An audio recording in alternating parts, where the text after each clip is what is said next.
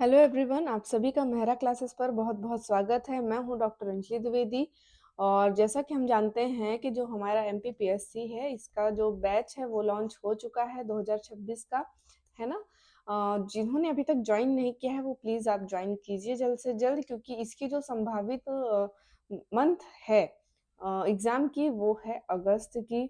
ठीक है, कुछ सब्जेक्ट का बदला है, लेकिन समाज शास्त्र का अभी तक ऐसा कोई नोटिफिकेशन नहीं आया, तो हमको तैयारी अगस्त के हिसाब से ही करनी है। अगस्त मंथ ही हम मानकर चल रहे हैं, है ना। इस बार नेगेटिव मार्किंग भी है, तो इसके लिए भी हमको थोड़ी सी सतर्क रहना है। ठीक है, 1/4 की जो है नेगेटिव मार्किंग इस बार है एमपीपीएससी में। तो हमें तुक्के पर काम नहीं करना है, हमें कॉन्सेप्ट को बहुत अच्छे से क्लियर करते हुए उसे समझना है और एग्जाम में क्वेश्चंस को अटेम्प्ट करना है। ठीक है, तो हमारी ऑलरेडी कुछ क्लासेस हो चुकी हैं इस बैच की। आज की क्लास में हम आगे का क्वेश्चन सॉल्व करेंगे।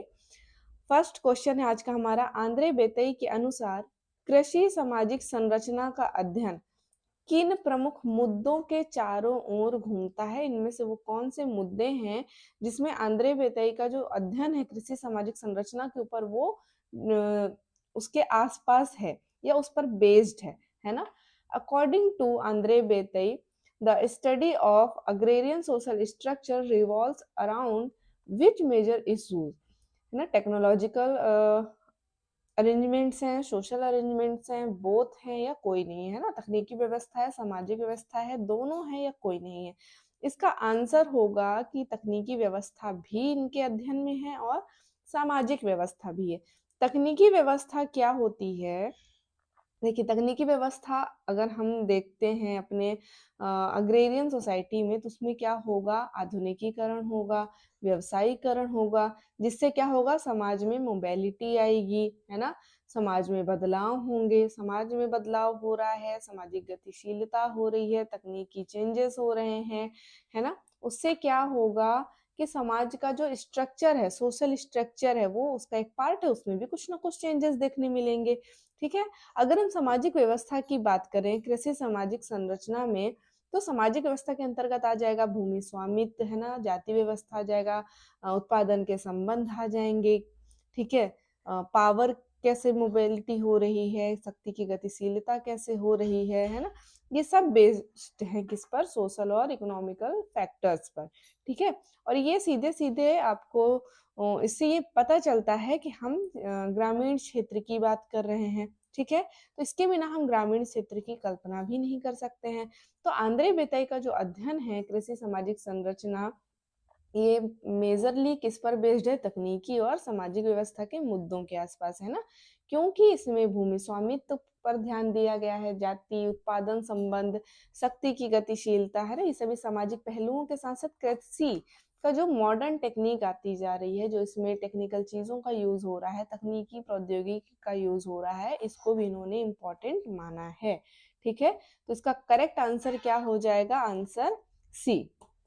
नेक्स्ट क्वेश्चन देखते हैं, लुईस वर्थ द्वारा शहरीकरण की स्थिति निर्धारित करने के लिए, है ना, शहरीकरण की स्थिति निर्धारित करने के लिए किन मानदंडों की पहचान नहीं की गई है? यानी कि इनमें से ऐसे कौन से मानदंड हैं, इनमें से ऐसी कौन सी वो चीजें हैं जिससे हम एक शहर होने के लिए आइडेंटिफाई, ये हेल्प कर सकती है ना किसी शहर को, वो शहर है या वो गांव है, उसे आइडेंटिफाई करने में ये इनमें से कौन सी चीजें हैं जो मदद करेंगी, है ना। Which criteria is not identified by Louis Wirth to determine the degree of urbanism? इनमें से वो क्या है? क्या वो साइज है, क्या वो डेंसिटी है, क्या वो होमोजेनिटी है, या क्या वो हेट्रोजेनिटी है? ठीक है, एक चीज जान लीजिए, होमोजेनिटी या समरूपता की बात हम कहाँ देखते हैं? हम इसकी बात देखते हैं ग्रामीण क्षेत्रों में। क्यों? ये क्या होता है? इसका सीधा सा मतलब, होमोजेनिटी या समरूपता का मतलब, गांव में अगर हम देखें या किसी कम्युनिटी में हम देखें, तो वहां का जो कल्चर होगा वो सेम होगा, आजीविका के साधन लगभग आपको सेम दिखेंगे, लाइफस्टाइल लगभग सेम दिखेगी, है ना। उनका जो काम करने का तरीका है, जो बोल चाल है, लैंग्वेज है, रहन सहन का जो तरीका है, खान पान संबंधी जो तरीका है ना, जो वो कल्चर सेलिब्रेट कर रहे होंगे, वो सब कैसे होंगे? एक जैसे होंगे। समरूपता हमको दिखेगी, होमोजेनिटी हमको दिखेगी, उनका पहनावा हमको लगभग सिमिलर दिखेगा। सेम अगर हम शहरीकरण की पहचान कर रहे हैं, शहरों, ये इनमें से कौन से वो फैक्टर्स हैं जो एक शहर होने के लिए जरूरी है, तो उसमें हम क्या देखते हैं, आकार, ठीक है। यानी इसमें ये देखा जाता है कि जो 1/3 पॉपुलेशन है वो क्या हो, कृषि से संबंधित ना हो, यानी उनका जो रोजगार है वो कृषि से बाहर हो, वो कुछ भी काम कर रहे हो कृषि में ना हो वो, ठीक है। इन्वॉल्वमेंट उनका जो है वो कृषि में नहीं होना चाहिए। दूसरा, डेंसिटी, गांव से ज्यादा डेंसिटी हमको शहर में देखने मिलेगी। और लास्ट ऑप्शन आ जाएगा आपका जनसंख्या की विषमता, हेट्रोजेनिटी हमको कहाँ देखने मिलती है, शहरों में। क्यों? क्योंकि यहाँ पे आपको हर दूसरे इंसान का जो रोजगार होगा वो अलग देखने मिल जाएगा, पहनावा अलग होगा, है ना, कल्चर अलग हो सकता है कोई आंध्र प्रदेश का इंसान राजस्थान में रहने आ गया हो, है ना, पॉसिबल है। तो इसका जो पहनावा होगा और इसका जो पहनावा होगा वो अलग होगा, कल्चर अलग होगा, इनके रिचुअल्स अलग होंगे, भाषा शैली अलग होगी, रोजगार अलग हो सकता है। तो ये क्या है, विषमता हमको देखने मिल रही है, और ये हम कहाँ देखते हैं, शहरों में। सो बेसिकली इसमें से सही आंसर हो जाएगा जनसंख्या की समरूपता। ये एक ऐसा मानदंड है, ये एक ऐसा फैक्टर है, ये एक ऐसा तत्व है जो हमको शहर के मानदंडों की पहचान इसके माध्यम से हम नहीं कर सकते, या ये शहरीकरण की कैटेगरी में नहीं आता है। क्यों? क्योंकि ये गांव में आता है, ठीक है। देखिए, जनसंख्या का आकार, जैसे जैसे शहर बढ़ते हैं उसमें विविधता बढ़ती है, स्पेशलिटी बढ़ती है, ठीक है, जिससे क्या हो जाता है, इंडिविजुअलिज्म का जो भावना है वो बढ़ जाती है, ठीक है। सामाजिक बंधन कैसा हो जाएगा, कमजोर हो जाएगा, जनसंख्या का घनत्व तो ज्यादा हो जाएगा। जनसंख्या घनत्व तो ज्यादा होने से क्या होगा, कंपटीशन की फीलिंग आने लगेगी, अलगाव होने लगेगा, है ना। जो अजनबी होंगे उनके साथ हमारा निकटता बढ़ने लगेगा, अपनों से हम थोड़ी दूरी बना लेते हैं, ठीक है। विविधता हमने डिस्कस कर ही लिया है। नेक्स्ट क्वेश्चन हम देखते हैं, कौन जाति व्यवस्था को हिंदू धर्म का, इनमें से ये कौन है जो जाति व्यवस्था को हिंदू धर्म का फौलादी ढांचा मानते हैं, है ना, कास्ट सिस्टम को हिंदू धर्म का फौलादी ढांचा इनमें से कौन मानते हैं? Who considers caste system as steel frame of Hinduism, इसमें से वो कौन है? तो इसका आंसर है A.R. देसाई। ये A.R. देसाई ही हैं जिन्होंने हिंदू धर्म को, जाति व्यवस्था को हिंदू धर्म का क्या माना है, फौलादी ढांचा माना है, स्टील फ्रेम ऑफ हिंदुइज्म माना है, ठीक है। देखिए, जो देसाई हैं इन्होंने समाज पर, समाज की संस्थाओं पर, जाति व्यवस्था पर कई सारा अध्ययन किया है, और इनका जो दृष्टिकोण था, इनका जो पर्सपेक्टिव था, कैसा था, मार्क्सवादी था, है ना। इन्होंने जाति व्यवस्था को हिंदू धर्म का एक कठोर या फौलादी ढांचा माना है। क्यों? क्योंकि इन्होंने ये कहा कि जो समाज में स्तरीकरण है या जो शोषण जैसी चीजें पैदा हुई है उसका कारण कहीं ना कहीं कौन है, हिंदू धर्म है, ठीक है। योगेंद्र सिंह क्या किए हैं, भारतीय परंपराओं का अध्ययन इन्होंने किया है, और इनकी बुक है मॉडर्नाइजेशन ऑफ इंडियन ट्रेडिशन। इसमें इन्होंने भारतीय परंपराओं का आधुनिकीकरण के प्रभाव, यानी उन परंपराओं पर आधुनिकीकरण का क्या प्रभाव पड़ रहा है उस पर स्टडी किया है। M.N. श्रीनिवास संस्कृतिकरण के सिद्धांत हैं। नंदूराम ने ज्यादातर दलितों पर अध्ययन किया। तो इसका करेक्ट आंसर क्या हो जाएगा, A.R. देसाई। अगला, भारतीय समाज में इनमें से वो कौन सा नंबर है कि इससे अधिक समूह ऐसे हैं जिन्हें आधिकारिक रूप से अनुसूचित जातियों के रूप में नामित किया गया है ना। इनमें से वो कौन सी संख्या है जिसको आधिकारिक रूप से अनुसूचित जनजातियों के रूप में नामित कर दिया गया है? There are more than groups in Indian society officially designed as scheduled tribe, ठीक है। तो वो एक्चुअली देखिए, अगर हम बात करते हैं शेड्यूल ट्राइब की, तो ये आता है संविधान के 342वें धारा में, ठीक है। और SC होता है शेड्यूल कास्ट, ये आता है 341 नंबर पर, ठीक है। यहाँ पर 342 में जनजातियों को अनुसूचित किया गया है, ठीक है, उसको मान्यता दी गई है, और 341 में अनुसूचित जाति को। तो अगर 2026 अगस्त के अकॉर्डिंग हम देखें तो 700 से अधिक जाति समूह ऐसे हैं जिन्हें आधिकारिक तौर पर अनुसूचित जनजातियों के रूप में मान्यता प्राप्त हो गई है, और अलग अलग समूहों की संख्या 600 अधिक है, ठीक है। अब यहाँ पे 700 तो दिया नहीं है, इसलिए करेक्ट आंसर क्या हो जाएगा, 600, ठीक है। इसमें देखिए कुछ किताबें दी गई हैं और उसके राइटर्स हैं और ये हमको पहचानना है ना। तो सबसे पहले देखते हैं पैट्रोनेज एंड एक्सप्लॉयटेशन, ये किसकी किताब है ना। देखिए ये थोड़ी नई किताब है, इसको भी हम बाद में देखते हैं, पहले हम ये देख लेते हैं। Peasant struggle in India, peasant struggle in India किसका हो जाएगा, ए आर देसाई का। ठीक है, पीजे स्ट्रगल इन इंडिया हो गया किसका, sorry, peasant struggle in India किसका हो गया, ए आर देसाई का। पीजेंट मूवमेंट इन इंडिया, ये है धनागरे का। देखिए इसको आप ऐसे याद कर सकते हैं, मूवमेंट यानी आंदोलन, आंदोलन कौन कर सकता है, जिसके पास पैसा होगा, धन होगा, धन होगा तो ही वो आंदोलन कर पाएगा, है ना, खर्चा कर पाएगा। तो धनागरे के पास बहुत धन है, उन्होंने मूवमेंट, ये पीजेंट मूवमेंट इन इंडिया किया। ठीक है, तो ऐसे आप याद कर सकते हैं, आप अपनी ट्रिक्स भी यूज कर सकते हैं। सो इसके राइटर कौन हो गए, धनागरे। ठीक है, अब आते हैं चंपारण एंड महात्मा गांधी, ये पुस्तक किसने लिखी है, ये लिखी है राजेंद्र प्रसाद ने, है ना। अब ये पैट्रोनेज एंड एक्सप्लॉयटेशन किसकी हो गई, जॉन ब्रिजेन की हो गई। ठीक है, सी हमारा जो है करेक्ट आंसर हो जाएगा। ठीक है, नेक्स्ट देख लेते हैं। यहाँ पर भी कुछ पुस्तक है ना, कुछ बुक्स हैं और उनके राइटर्स हैं, ये हमें मैच करना है। ठीक है, decline of the west, decline of the west किसका है, स्पेंगलर का है ना। डिक्लाइन ऑफ द वेस्ट किसका है, स्पेंगलर का है। The culture of cities, the culture of cities जो है ये है ममफोर्ड का। ठीक है, the study of rural society ये है जे एच कॉब का।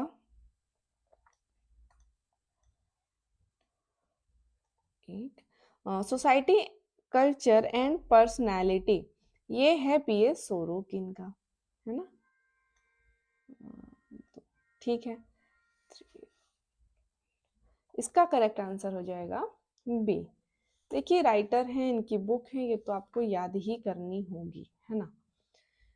अब यहाँ पे कुछ आंदोलन दिए गए हैं और उनके कुछ ईयर दिए गए हैं। ठीक है, ये हमको मैच करने हैं, फिर बाद में समझेंगे कि इस आंदोलन में क्या हुआ था।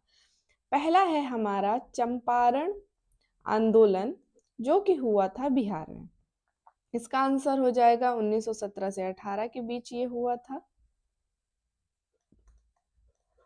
ठीक है, खेड़ा, खेड़ा कृषक आंदोलन, खेड़ा कृषक आंदोलन हो जाएगा 1918 में हुआ था ये। ठीक है, बारदोली सत्याग्रह, देखिए बारदोली सत्याग्रह जो हुआ था वो हुआ था 1928 में, क्योंकि 28 दिया नहीं है इसलिए हम इसको 1920 में मार्क कर ले रहे हैं। ठीक है, मालाबार में मोपलाह विद्रोह जो हुआ था ये हुआ था 1921 में। ठीक, ये B, B is the correct answer. अब देखिए चंपारण आंदोलन जो बिहार में हुआ था, ये महात्मा गांधी का पहला सत्याग्रह आंदोलन था, पहला आंदोलन था, ये 1917 में हुआ था। क्यों हुआ था, नील की खेती जो किसान कर रहे थे उनके सपोर्ट के लिए इन्होंने ये आंदोलन किया था। ठीक है, दूसरा है खेड़ा किसान, इसमें दो लोग थे, गांधी जी थे, सरदार वल्लभ भाई पटेल थे, और ये 1918 में हुआ था, है ना। अब देखिए किसी कारणवश किसी किसान की फसल जो है अगर खराब हो गई, और फिर भी उस समय उनसे जो ब्रिटिशर्स थे टैक्स वसूलते थे, अब अगर उनकी फसल ही खराब हो गई, वो फसल बेच ही नहीं पाए, तो पैसे आएंगे नहीं, जब पैसे नहीं तो टैक्स कैसे देंगे। तो ऐसे किसानों को टैक्स ना देना पड़े, है ना, उसके लिए इन्होंने ये आंदोलन किया था। अगला आता है बारदोली सत्याग्रह, ये भी सरदार वल्लभ भाई ने किया था, है ना, 1928 में आंदोलन हुआ था। इस आंदोलन का कारण ये था कि अचानक से जो ब्रिटिश थे वो 30% जो टैक्स था उसको क्या कर दिए थे, इंक्रीज कर दिए थे अचानक से, है ना। अब एकदम से इतना टैक्स तो कोई दे नहीं सकता था, उसके खिलाफ ये आंदोलन हुआ था बारदोली सत्याग्रह, और ये हुआ था गुजरात में। ठीक, अगला आता है मालाबार में मोपला विद्रोह, ये भी जो हुआ था ब्रिटिश शासन और जो जमींदार थे इनके खिलाफ हुआ था, और सशस्त्र आंदोलन था 1921 में हुआ था। ठीक है, ठीक है। नेक्स्ट है, देखिए ये कुछ अधिनियम हैं और यहाँ पे कुछ वर्ड्स हैं, ये हमको अब मैच करना है ना। एक सेकेंड गाइस। ठीक, अनैतिक व्यापार रोकथाम अधिनियम। अच्छा, ये सब जो है ना ये करेक्ट लिखा हुआ है, ठीक है, सबके सामने का ही 1956 में हुआ था। ये चिकित्सीय गर्भ समापन अधिनियम हुआ था 1971 में। घरेलू हिंसा से महिला संरक्षण अधिनियम हुआ था 2005 में, और इसी समय शारदा एक्ट भी हुआ था।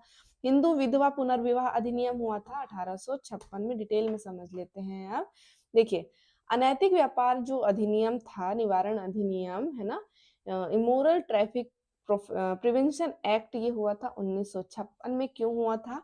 महिलाओं या लड़कियों के लिए जो शोषण हो रहा था, उनकी तस्करी हो रही थी, यौन शोषण हो रहा था, उसको रोकने के लिए, है ना, जो इनका अपहरण करके जो वेश्यावृत्ति चला रहे थे, उसके लिए जो तस्करी कर रहे थे, ठीक है, और जो पब्लिक प्लेसेस पे इस तरह का बिजनेस कर रहे थे, उसको रोकने के लिए और उसमें कुछ पनिशमेंट देने के पर्पस से इस अधिनियम को लाया गया था।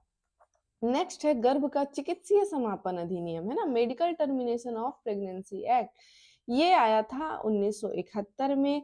देखिए, इस अधिनियम के अनुसार ये देखा गया था कि अगर किसी फीमेल के लाइफ में कोई बात आ रही है उसके मेडिकल प्रेगनेंसी टर्मिनेशन से रिगार्डिंग, तो उससे संबंधित ये अधिनियम आया गया था। इसके अलावा कई ऐसे थे जो चेक करवाते थे, है ना, बॉय है, गर्ल बेबी है, वो सब रोकने के लिए, ठीक है। यानी आप फोर्सफुली बिना उनकी मर्जी के आप किसी फीमेल का प्रेगनेंसी टर्मिनेट नहीं कर सकते हैं इस अधिनियम के तहत। थर्ड है आपका घरेलू हिंसा से महिलाओं का संरक्षण अधिनियम, 2005 में आया था, कि जो भी हिंसात्मक व्यवहार हो रहा है महिलाओं के साथ, उसके खिलाफ ये अधिनियम था। और इसी समय 2005 में ही आया था शारदा एक्ट, ठीक है, शारदा एक्ट आया था, ठीक है। इसमें क्या हुआ था, जो बाल विवाह हो रहे थे ना, बाल विवाह को रोकने के लिए इस अधिनियम को लाया गया था। अगला है हिंदू विधवा पुनर्विवाह अधिनियम, हिंदू विडो रीमैरिज एक्ट। ये आया था 1856 में। और ऐसी जो बहुत कम एज में कई ऐसी लड़कियां होती थी जिनके हस्बैंड बहुत एजेड होंगे, उनकी डेथ हो गई, उस वो विधवा हो गई, पूरी जिंदगी ऐसे ही है, तो फिर उन सबको देखते हुए, उनकी जिंदगी को देखते हुए इसको लाया गया कि आप वापस से रीमैरिज कर सकते हैं, ठीक है। अगला क्वेश्चन है, निम्नलिखित में से कौन निकाय सूचना का अधिकार अधिनियम 2005 के अंतर्गत आते हैं? ठीक है, ये सूचना का अधिकार जो है ये क्या होता है? देखिए, इसके माध्यम, तो 2005 में आया आरटीआई, है ना, इसके माध्यम से एक ऐसा अधिकार हर इंसान तक पहुंचा जहां पर आप अपने अधिकारों को जानेंगे, पारदर्शिता देख पाएंगे, आपके साथ सही हो रहा है, आपके साथ गलत हो रहा है, आप आरटीआई के थ्रू वो चीज जान सकते हैं कि अगर कोई काम है आपका, उसकी प्रोसेस क्या हुई हुई कि नहीं हुई, है ना, आप उसकी स्थिति जान सकते हैं इसके तहत, ठीक है। अच्छा, इसका आंसर होगा, देखिए अब इसमें जो है सरकार द्वारा जो वित्त पोषित सरकारी संगठन है उनका भी, वो इसके अंदर शामिल होते हैं, और जो गैर सरकारी संगठन है वो भी इसके अंदर शामिल होते हैं, तो आंसर सी होगा, ठीक है। अब सरकारी निकाय कौन होगा? जो संविधान द्वारा या किसी सरकार द्वारा बनाए गए कानून के द्वारा कोई प्राधिकरण है या निकाय है, वो इसके अंदर इंक्लूड होंगे। इसके अलावा जो सरकार द्वारा नियंत्रित हैं या पर्याप्त रूप से वित्त पोषित निकाय हैं, गैर सरकारी संगठन हैं, जो इस अधिनियम के तहत आते हैं, वो भी इसके अंतर्गत इंक्लूड होंगे, ठीक है। नेक्स्ट क्वेश्चन देखते हैं, सिडनी वर्मा ने विशुद्ध राजनीतिक संस्कृति का कौन सा प्रकार नहीं बताया? अच्छा, विशुद्ध राजनीतिक संस्कृति क्या होती है? इसके अंदर जो भी उनके नियम होंगे पॉलिटिक्स के, है ना, जो भी उनके कानून फॉलो हो रहे होंगे, वो सारी चीज इसमें देखी जाती है। इसमें जो पब्लिक होती है वो भी व्यवस्था को देख पाती है, समझ पाती है, कभी कभी हिस्सा ले पाती है, पार्टिसिपेट कर पाती है, ठीक है। Which type of pure political culture is not mentioned by Sidney Verba? अब देखो, इन्होंने 3 प्रकार बताए। देखिए, सबसे पहले तो इनका जो बुक है द सिविक कल्चर 1963 में आया था, इसमें उन्होंने राजनीतिक जो संस्कृति है उस पर बात की थी, और 3 संस्कृति इन्होंने बताई। पहली बताई है संकीर्ण संस्कृति, जहां पर जो नागरिक है ना, जो सिटीजन है, उनको कोई भी नॉलेज नहीं है राजनीतिक व्यवस्था का, पॉलिटिकल सिस्टम का कोई भी नॉलेज नहीं होता। दूसरा है विषयगत या प्रजाभावी, जिसको सब्जेक्ट भी कहते हैं। यहाँ पर क्या होता है कि उनको चीजें तो पता है, लेकिन वो उस पर कुछ कर नहीं सकते, वो एक्टिव नहीं हो सकते हैं, है ना, उसके वो भागीदार नहीं बन सकते, निष्क्रिय होते हैं। तीसरा है सहभागी, पार्टिसिपेंट, यानी उन्हें पता भी है और वो अब यहाँ पर अपनी सक्रिय भूमिका भी निभा रहे हैं, राजनीति में हिस्सा भी ले रहे हैं, एक्टिवली पार्टिसिपेट भी कर रहे हैं। ठीक है, तो यहाँ पर इन्होंने असहभागी को इस संस्कृति का कोई भी प्रकार में इंक्लूड नहीं किया है। ठीक है, नेक्स्ट क्वेश्चन देखते हैं। धर्म, प्रथाएं, न्यायिक निर्णय, लोक रीतियां, व्यवस्थापिका तथा व्यक्तिगत अनुभव, ये 6 चीजें हैं। इनमें से कानून निर्माण के स्रोत क्या हैं या फिर क्या नहीं है? Religion, custom, judicial decisions, Folkways, legislative and personal experience. Mention the source of making laws out of these. इनमें से कौन सी वो चीजें हैं जिस पर कानून बना है या बनता है या किस पर नहीं बनता है? ठीक है, देखिए धर्म तो इंक्लूड रहता ही है, प्रथाएं भी इंक्लूड रहती हैं, न्यायिक निर्णय इंक्लूड रहता है, लोक रीति यहाँ पर इंक्लूड नहीं होगी। लोक रीति सबकी अलग अलग हो सकती है, यहाँ पर कानून अपना हस्तक्षेप नहीं करेगा। अगर बात करें व्यवस्थापिका की, तो यहाँ पर भी कानून अपना हस्तक्षेप करता है, लेकिन अगर आपका जो भी पर्सनल एक्सपीरियंस है उसमें कानून का तो कोई महत्व ही नहीं है। तो ये 2 चीजें ऐसी हैं जिस पर कानून अपना हस्तक्षेप नहीं करेगा, निर्माण के स्रोत में ये 2 चीजों को वो शामिल नहीं करता है। तो 4 और 6 किसमें नहीं, इसमें 4 है, तो ये ऑप्शन कैंसिल, ये ऑप्शन कैंसिल। तो आपका करेक्ट आंसर हो जाएगा 1, 2, 3 और 5, यानी ऑप्शन डी। ठीक है, कानून के प्राथमिक स्रोतों में धर्म, प्रथाएं, विधायी निर्णय यानी न्यायपालिका, व्यवस्थापिका यानी विधायिका, ये शामिल होते हैं। लेकिन लोक कलाएं, लोक रीतियां, व्यक्तिगत अनुभव, ये सीधे तौर पर कानून के निर्माण में प्रस्तावित नहीं होते हैं। ठीक है, ओके, नेक्स्ट क्वेश्चन है। निम्नलिखित में से कौन संयुक्त राष्ट्र के अंतर्गत अंतरराष्ट्रीय एजेंसियों द्वारा नीति निर्माण का क्षेत्र नहीं है? इनमें से वो कौन है जो अंतरराष्ट्रीय एजेंसियों के द्वारा नीति निर्माण के क्षेत्र के अंतर्गत, इसमें से वो चीजें शामिल नहीं है ना? Which of the following is not an area of policy making by the international agencies under the Union Nations? ठीक है, अब वो अंतरराष्ट्रीय शांति सुरक्षा है, इंटरनेशनल पीस एंड सिक्योरिटी है, निशस्त्रीकरण है, डिसआर्मामेंट, नेक्स्ट होगा धार्मिक मामले, रिलीजियस अफेयर्स, पर्यावरणीय समस्या, एनवायरमेंटल प्रॉब्लम्स। ठीक है, अब इसमें जो चीज नहीं है,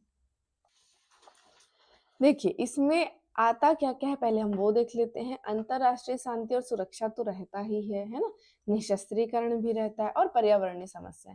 अब देखिए जो इंटरनेशनल एजेंसीज हैं उनको धर्म से क्या लेना देना है ना, सबके धर्म अलग हैं, उसमें वो इंटरफेयर नहीं कर पाएंगे, ये उनका एरिया होगा ही नहीं, तो ये सीधा सीधा कैंसिल हो जाएगा। तो करेक्ट आंसर आपका सी हो जाएगा। ठीक है, यहाँ पर भी हम थोड़ा एक्सप्लेनेशन में देख लेते हैं।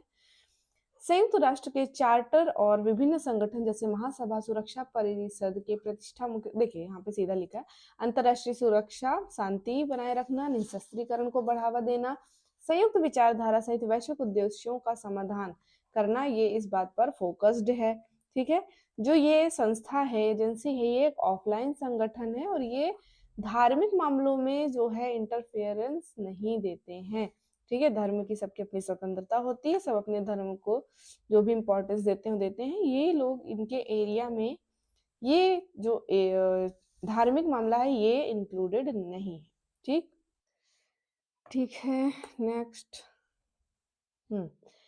किस समाजशास्त्री ने उत्तर भारत के गांव का अध्ययन करके यह निष्कर्ष निकाला कि प्रत्येक गांव अनेक गुटों में विभक्त है? ठीक है, which sociologist after studying the villages of North India concluded that each village is divided into several factions, है ना, अनेक गुटों में विभक्त है, ये किसने कहा इनमें से? आंसर होगा हमारा एससी दुबे। देखो इनकी एक बुक भी है इंडिया विलेज नाम की, 1955 पर आई थी, जिसमें इन्होंने बहुत डीपली स्टडी किया है और इन्होंने ये चीज देखा है कि जो भारत के गांव हैं वो जाति के आधार पर बटे हैं, वर्ग के आधार पर बटे हैं, अलग अलग चीजों के आधार पर बटे हुए हैं, है ना। तो ये बेसिकली ये किसका कहना है, एससी दुबे का कहना है। ठीक है, अगला क्वेश्चन देख लेते हैं। किसके अनुसार बाजार के नेतृत्व करने वाले शहरीकरण को धीमा करने वाले या हतोत्साहित करने के सभी प्रयास विफल और अनुत्पादक रहे हैं। ठीक है, ऐसा किसने कहा कि जो बाजार के नेतृत्व करने वाले शहरीकरण को धीमा करने वाले या हतोत्साहित करने वाले जो भी प्रयास है वो क्या है, विफल है या अनुत्पादक है। According to whom all efforts to show off, discourage, make-led urbanization have failed or been counter productive, है ना। इसमें से वो कौन है, तो देखिए करेक्ट आंसर होगा इसका रोजर जेटर। ठीक है, इन्होंने ये चीज कहा था कि बाजार को धीमा करने वाले, उसको हतोत्साहित करने वाले जो भी प्रयास हो रहे हैं वो अनुत्पादक हैं, अनप्रोडक्टिव हैं, है ना। उनका तर्क बेसिकली किस पर बेस्ड था, शहरीकरण पर था, उनके आर्थिक प्रभावों पर था, सामाजिक प्रभावों पर था, है ना। तो उन्होंने ये देखा कि ऐसा कुछ भी नहीं होता है। ठीक है, आज हम क्लास यहीं तक करते हैं, इसके आगे के क्वेश्चन हम नेक्स्ट क्लास से सॉल्व करेंगे। और आपको क्लासेस समझ में अगर आ रही हैं, क्योंकि देखिए ऑलरेडी हमने 10 यूनिट सेम कवर की हुई हैं, ठीक है, सेम सिलेबस है, ऑलरेडी वो कवर्ड है।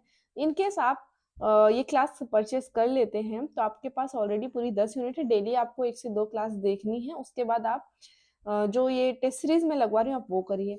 तो इससे दो फायदा है कि आपके पास आपका एक साइड से खत्म होता जाएगा सिलेबस और दूसरे साइड से आप उसकी प्रैक्टिस भी करते जाएंगे अगस्त के मंथ तक, है ना।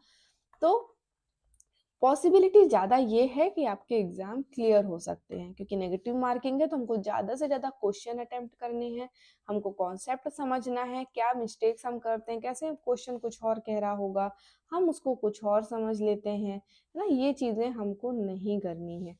ठीक है, एक बार मैं देख लेती हूँ कि कोई क्वेश्चन छोटा है या नहीं।